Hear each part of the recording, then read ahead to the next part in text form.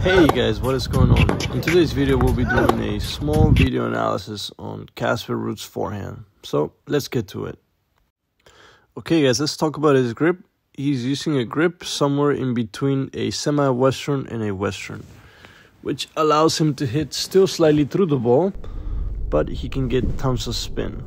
So you can notice he's got a preparation, and because of the way his take back and his swing, you're gonna notice a good amount of RPM on the ball, which is important at the pro level. So again, key things is the take back, the racket is up, he gets great lag.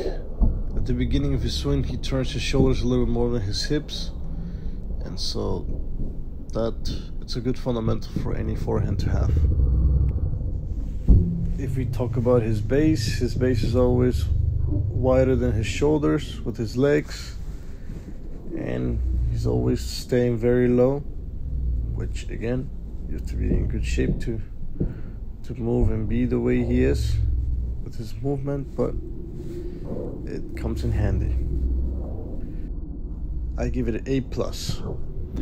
I think at the French Open last year or this year he was averaging 85 miles an hour, so yes, he can also tee off on the forehand. So yes, racket starting on the ready position and then going back with the racket still up, kind of like the old Federer forehand 2004 and even Novak's forehand. It's something to take a look at. Now, the other thing that you guys are going to notice on Casper Rudd is that, in my opinion, he loads very hard on a lot of his forehands, and he's also getting off the ground on a lot of his forehands, perhaps slightly more than someone like Alcaraz, where he's being explosive but he's not getting off the ground as much. And there's no right or wrong. I would just say that because he's loading more, sometimes he's gonna hit through more, but because of the swing path that Casper Rudd has, he's loading more, but he's trying to go more for a heavier ball than sometimes hitting through the ball. Now, in my opinion, maybe sometimes Casper Rudd could swing throughout on some more balls rather than maybe try to rally it out, but that's just me.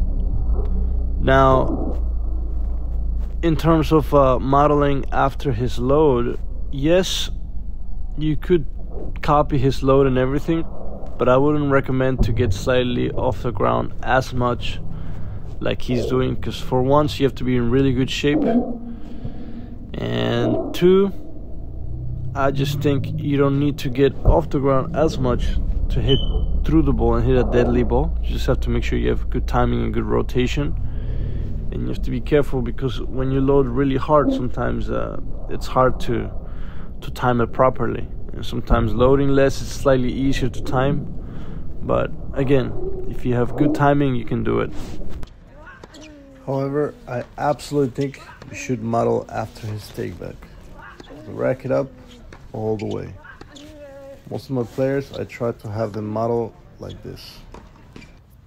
Now, again, even though I don't say that maybe you shouldn't be loading as hard sometimes as he is in practice, because A, you need a lot of timing and really good shape, I would absolutely model on the way he takes his racket back, with the racket up above the wrist, and even when it falls, it's slightly up on the wrist, unless the ball is quite low.